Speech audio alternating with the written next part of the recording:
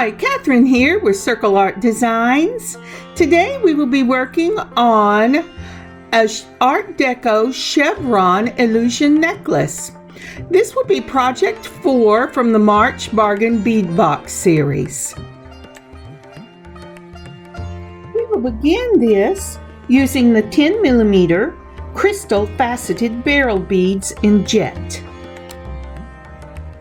I really love these. We had some a few months ago with owls that were in a cream colored and mixed with brass.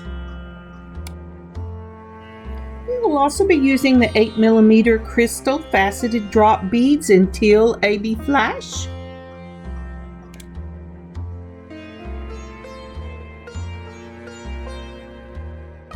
And these beautiful chevron beads. They're hematite, man-made coated chevron beads and 5.5 by 6mm. And these are gorgeous.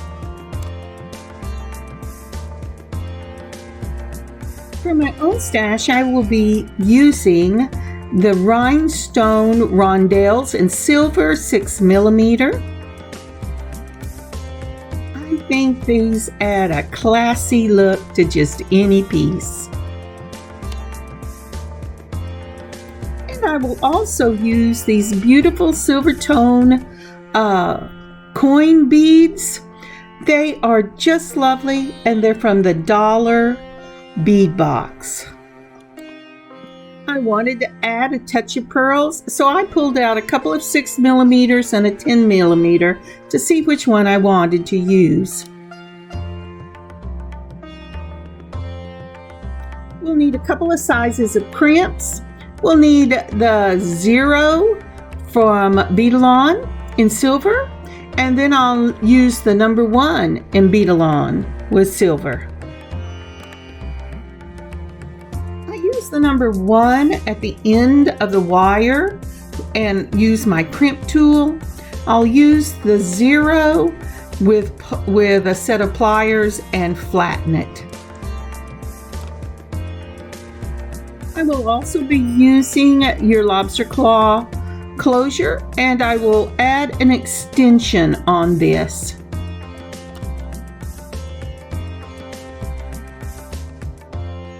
Let us not forget, we'll need 2 of our wire guards or thread guards to protect our wire.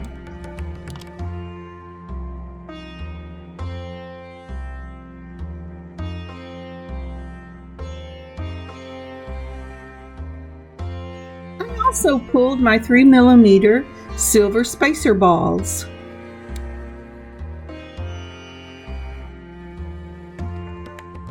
And I always pull out my jump rings just in case.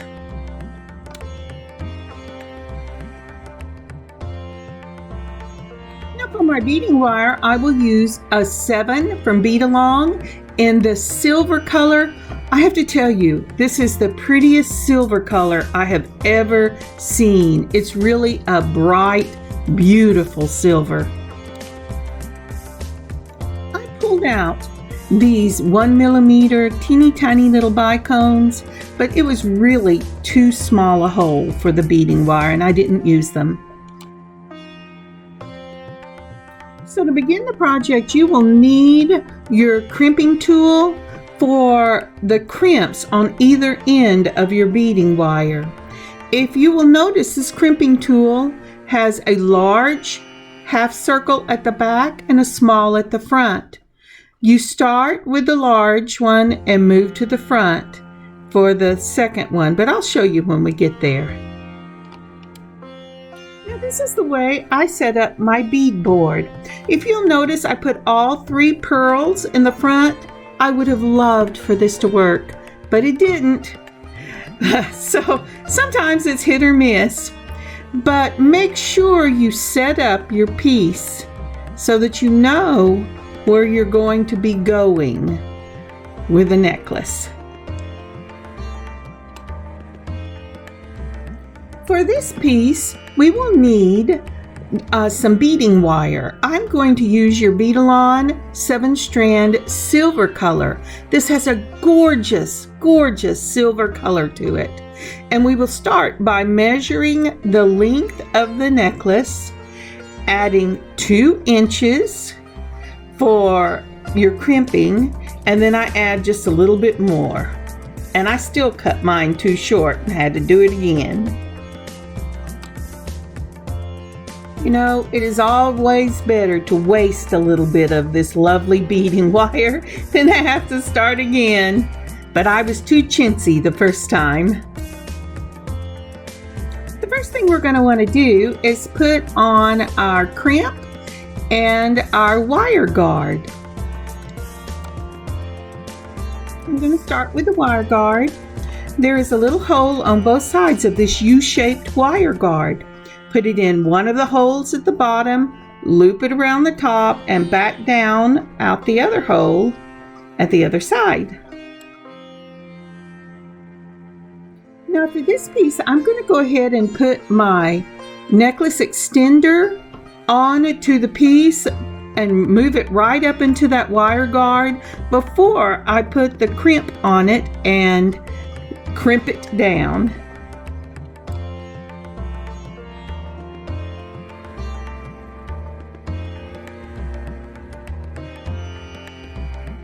I think it fits just real nicely up into that wire guard, don't you?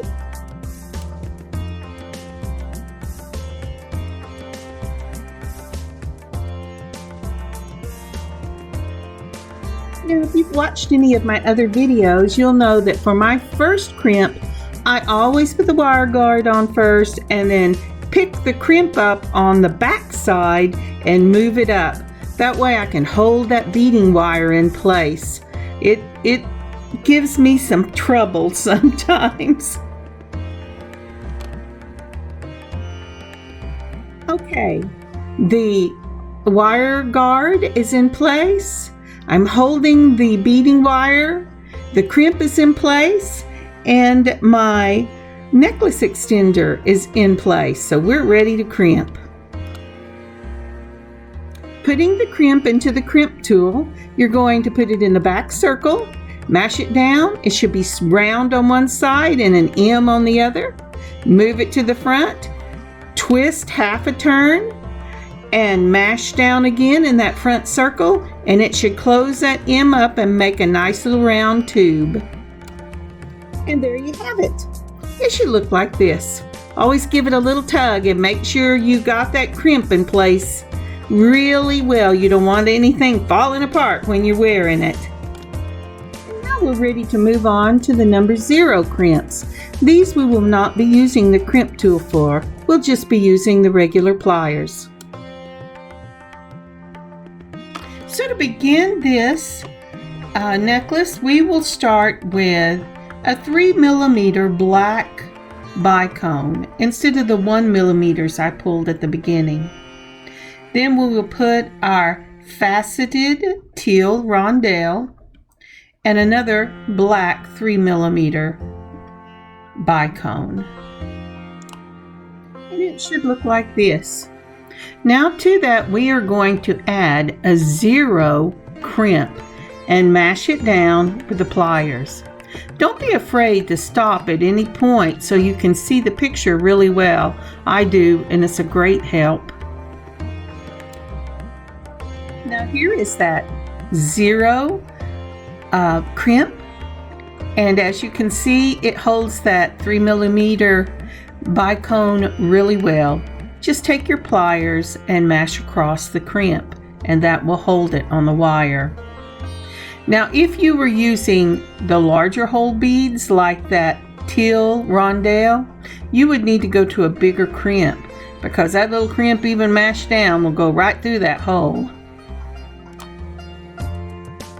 Now if you refer back to where I set up this necklace, you will know that the only time we use this 3 bead combination is at the ends of the necklace. Now it's time to start measuring.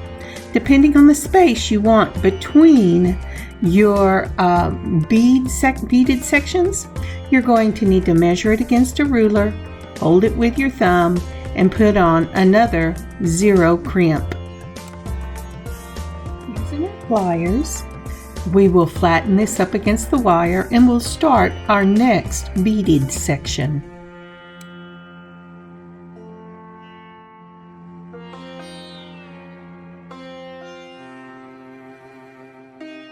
Would you take a moment to like this video and leave a comment? And if you haven't already, please subscribe. We really appreciate your support for this channel. Thank you so much. It seems I'm having an unusual shaky day today. Well, not unusual for me, just more shaking than normal. Okay, I finally got this thing mashed down, flattened to the wire. So let's begin our next section.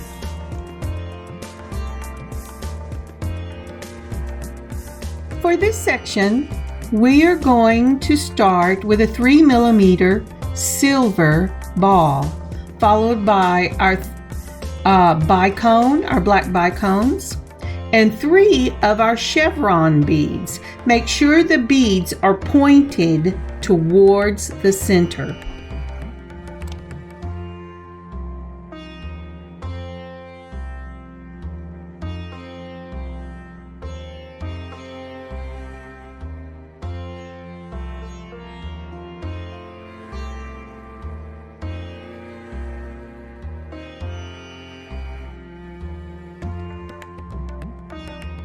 Then we're going to put on another of the silver spacer balls, and then we're going to crimp. The reason I crimp in this place is to hold those beads more securely as a unit. So one more time for this first section of the unit.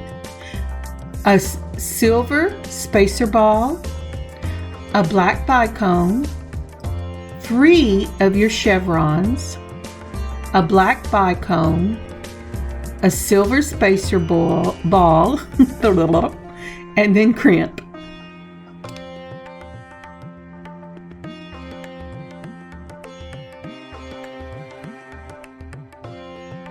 You see what I did here? Even after telling you, I put my chevrons facing the wrong direction. I'll have to take them off and do it again.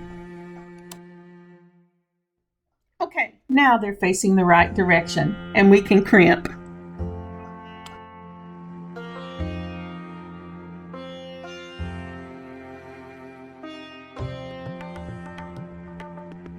You know, I was asked one time, why don't you take out all your mistakes? Well, first of all, it would take me forever if I took out all my mistakes because I make a lot of them. You know, my hand shakes. But the other reason is because when I make mistakes and leave them in, I am telling you, or at least I hope I'm telling you, you do not have to be perfect, just persistent. So for the next section of this little component, we're going to put a silver spacer bead, 1 of your silver coins, and another spacer bead, and crimp. I'm sure you could leave out the crimps that I'm adding in, but I really feel that it gives it more security in each section of this beading component because all these beads twist, and I want them to be steady on the wire.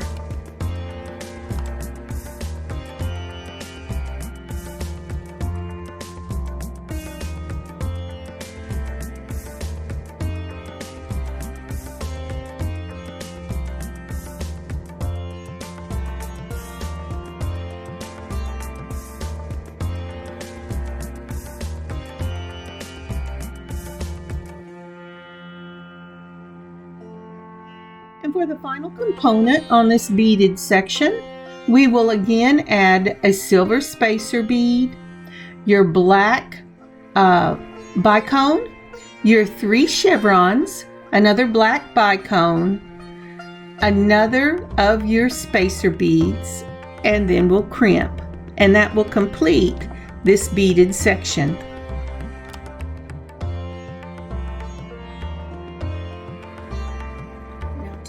get those chevrons on the right direction? Let's see.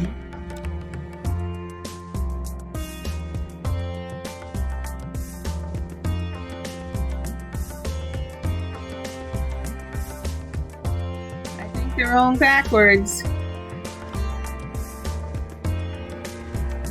So for the coin and chevron section of your necklace, it's really made up of two different sections. You have the chevron section with its 3 chevrons.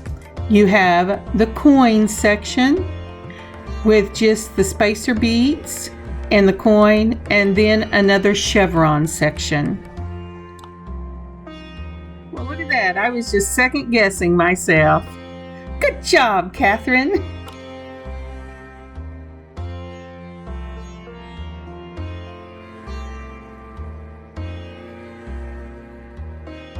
And now we'll crimp it down. It is time for us to measure again. Be consistent with your measurements. It really makes a difference on this style of necklace. And we'll put together our last beaded section before the middle.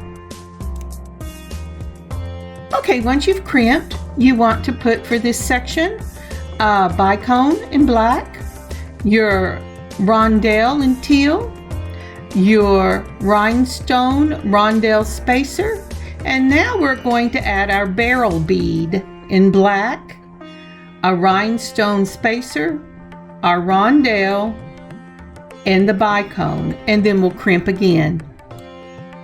You can see this piece laying on the board right here. I do not know why it did not record me putting these beads on, but it is there. And now we will continue with our chevron and coin section.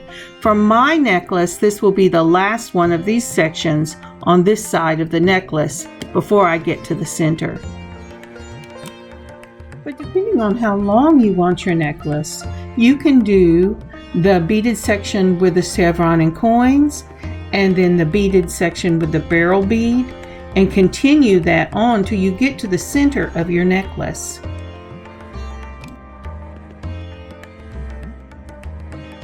I just love the look of these illusion necklaces, or suspended necklaces they're also called. A true illusion would be made on monofilament, I think that's how you say it, clear wire. I have plans to do one of these in my to-do book, and I'm just waiting for my wire to come in. I can't wait to try that.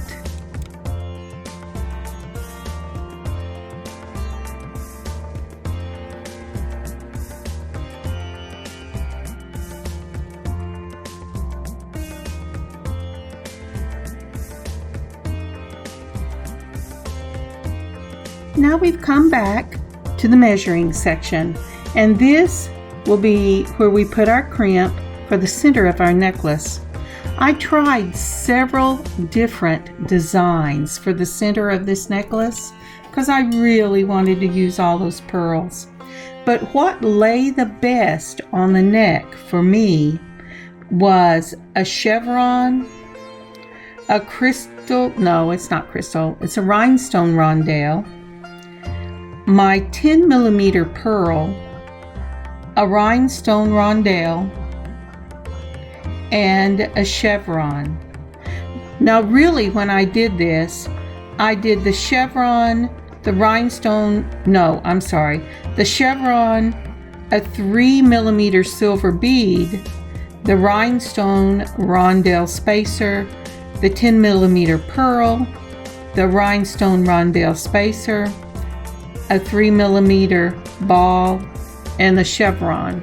And as you can see in the picture above, I used the spacer bead both before and after the rhinestone spacer. The reason I did this is to allow the movement between the beads on those spacer balls. It caught without adding them. So once you have made your measurement, and remember, you want to measure from where you want the middle to start, not in the exact middle. So you have to know how much space is going to be used by your beads. Put them on first, measure it out, make sure you know how much space you need, then measure the 1 inch or however long from crimp to your previous section so that your crimp is situated slightly to the right or left of center.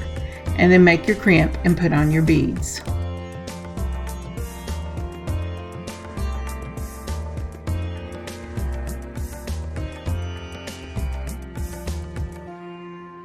And that's what I'm doing here. To make this lay right in the center, I did not put as much space between my previous component and the center, because I really wanted this pearl to be right in the center of the necklace. You know, I've been asked before, why don't you make more complicated pieces? Well, you know, I do make complicated pieces, but I learned a long time ago that making beautiful jewelry is not about how complicated the piece looks. It's about taking your time, using good quality components, and really loving the end results of what you have made. Beautiful jewelry does not have to be complicated.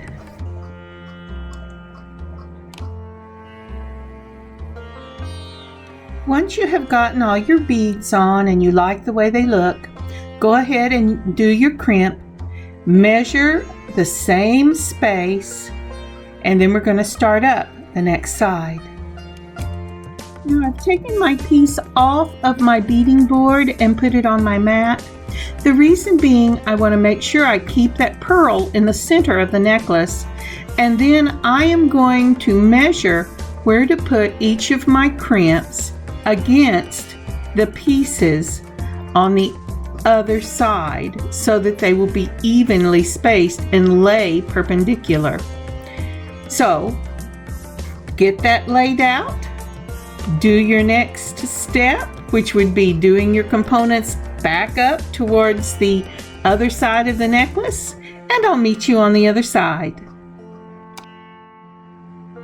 So as I get to the very end of this piece, I realize I have really left myself short on beading wire. But with a little persistence and 2 pairs of pliers, I got it together. So you give yourself just a little more.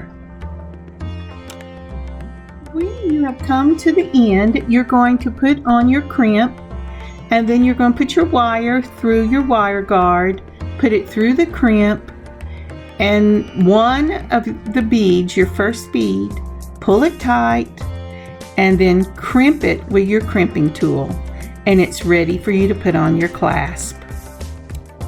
Now I'm using round jump rings to put on my clasp. Therefore, you will take 2 pairs of pliers, hold the jump ring between them with a little split at the top, twist one wrist, and it will open the jump ring. Then put on your lobster claw or your extender, and then twist it back with your pliers to close, and make sure it's closed really well. And there we have it, the finished piece, a chevron illusion necklace in the Art Deco style. I will put pictures at the back. Thank you so much for joining me today on this beading adventure. I have really enjoyed this March bead box. This piece, along with matching earrings, can be found in our shop. The link will be posted in the description box.